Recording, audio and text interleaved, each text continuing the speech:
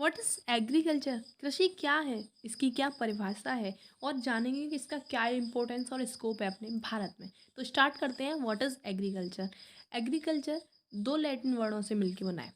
एक है एगर और सेकंड है कल्चरा। एगर का मीन्स होता है सॉइल मतलब मृदा, और कल्चरा का मीन्स होता है cultivation. Hence we can say cultivation of soil is known as agriculture. इसकी कुछ परिभाषाओं के बारे में जानते हैं कि एग्रीकल्चर क्या होता है, इसको कैसे परिभाषित करेंगे। तो agriculture is defined as an art, science and business of producing crops, livestock for economic purpose. कृषि विज्ञान एक ऐसी कला है, विज्ञान और एक ऐसा बिजनेस है जिसके अंतर्गत हम अपने इकोनॉमिक पर्पस के लिए पशुओं की देखरेख के साथ फसल का उत्पादन करते हैं। सेकेंड डेफिनेशन है agriculture is an applied science which encompasses all aspects of crop production including horticulture, livestock rearing, fisheries, forestry, etc.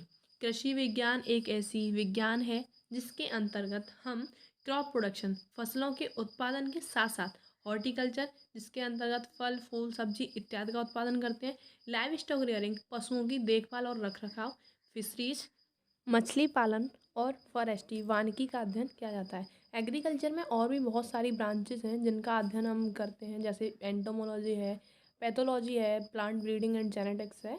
अब बात करेंगे इसके स्कोप और इम्पोर्टेंस की। तो क्या इम्पोर्टेंस और स्कोप है?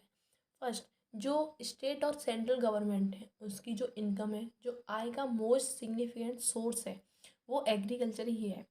सेकंड, कृषि एक ऐसा इकलौता प्राइवेट सेक्टर ऑक्यूपेशन है जो देश में लगभग 58% लोगों को रोजगार प्रदान करता है।